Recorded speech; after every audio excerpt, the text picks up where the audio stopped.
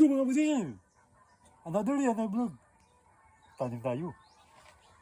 Kalabasa. Papalino ng mata. Ha? Yan. Kaya payat yan kasi po nakatago doon sa may bahay doon kasi marami po dito manok. Baka kay-kayin. Ayan.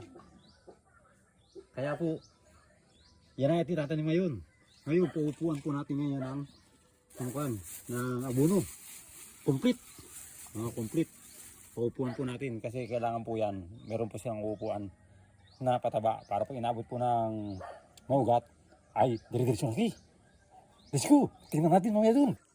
Yan, ganyan po yan Bago budburan nyo po pa ganyan Yan, para po ito'y paupo kung tawagin. Yan, paupo. Kung masyado po marami, tama po lang yan. Tapos tatabunan nyo pang konti yan. Para hindi po masunog yung puno ng kalabasa na po. Tapos saka po itatanim. Yan. Yan po yung sistema ng pagtatanim po. Tatabunan natin.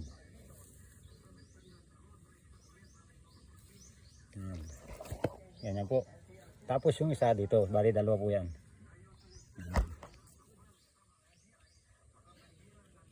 Para po talikuran ang diskarte po. Yan.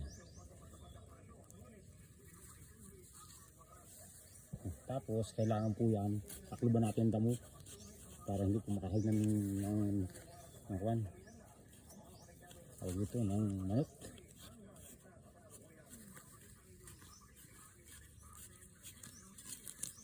Kasi pag kinahig po baka mabunot. Yan. Tapos saka po natin yan. Pag lumaki-laki sa po natin diligan yan o kaya gamasa na. Para kasi hindi na po mabubunot ng manok. Ano po? Ganyan lang po. Ingat-ingat po tayo sa pagtanim na kasi medyo mahal. Yun. Tapos na mga util. Update ko kayo sa isang araw. Pag anong itsura na ito. Sana wag kayo ng manok po. Pag kinay ng manok, kalagod ba yung ating tanim. Ayan. Ang variety po nito ay yung tigli 5 kilo ang isa. Sana wag kayo ng manok dahil yan nga ay pinatubo ko. Tapos sana mabuhay siya. Kahit natakluban ko ng damo para hindi siya makita ng kasi pag nakita po ng manok na malambot yung lupa, kayin po yan Ngayon bata pa siya para kung malaki-laki na po yan, pwede na pong tanggalin. Ang problema, may mga manok po tayong alpas, kaya ganyan po ang itsura. Pero kung wala po sana manok, maganda po itsura niyan, yung naka-cultivate siya. Opo, yan. Ngayon, malamig po naman ang tubig ang lupa dito. Hindi po natin didiligan kasi medyo basa naman. Kung tuyo ang lupa, kailangan po niyong diligin, itanim, tapos pagkatapos itanim, diligin.